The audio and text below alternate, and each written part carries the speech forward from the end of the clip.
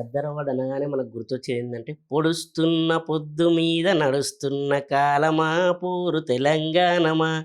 గద్దరన్న పాటతోటి అంటే ఒక చైతన్యం తీసుకొచ్చాడు తెలంగాణలో. హ్మ్. అంటే మనకేదైతే తెలంగాణ రాష్ట్రం సాధించుకున్నామో, హ్మ్. ఆ సాధనలో ఆయన భాగంగా చాలా అంటే రాసినటువంటి పాటలు ఏవైతే ఉన్నాయో చాలా హ్మ్. చైతన్యం వచ్చి హ్మ్. మన తెలంగాణ రావడానికైతే చాలా మనకు మంచి పొజిషన్ రావడానికైతే అంటే హ్మ్. తెలంగాణ రాష్ట్రం సాధించుకోవడానికి గద్దరన్న గూడా ఒక పాత్ర పోషించడం జరిగింది. అది గూడా అవును. చాలా కీలకమైన పాత్ర అనమాట. హ్మ్. హ్మ్. అంటే హ్మ్. హ్మ్. మనకిప్పుడు చాలా మందికి ఏంటంటే ఏదైనా ఒక మెసేజ్ ఎళ్ళాలనుకోండి, హ్మ్. ఆ మెసేజ్ ఎలా ఎళ్తుంది అంటే ఏదైనా మంచి చెప్పాలనుకున్నామనుకో అంటే ఏదైనా మన దగ్గర నుండి అంటే కింది స్థాయిలో ఉన్నవాళ్ళు చెప్పాలనుకున్నారనుకోండి, హ్మ్.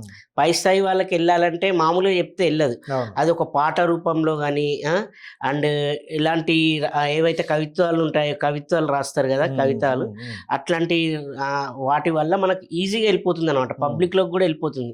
సో, మనం ఏదైతే పోరాటం జేస్తున్నామో, ఆ పోరాటానికి ఈ పాటల ద్వారా పబ్లిక్‌నందరిని కూడబెట్టుకొని, హ్మ్. ఒక స్థాయికి తీసుకొచ్చి తెలంగాణ రాష్ట్రం రావడానికి ఒక కీలక పాత్ర పోషించినటువంటి యుద్ధ నౌక అంటారు హ్మ్. హ్మ్. గద్దరన్నని. హ్మ్. సో, అటువంటి గద్దర్ అవార్డ్స్ రావడం చాలా, చాలా సంతోషించదగ్గ విషయం. ఎందుకంటే, హ్మ్.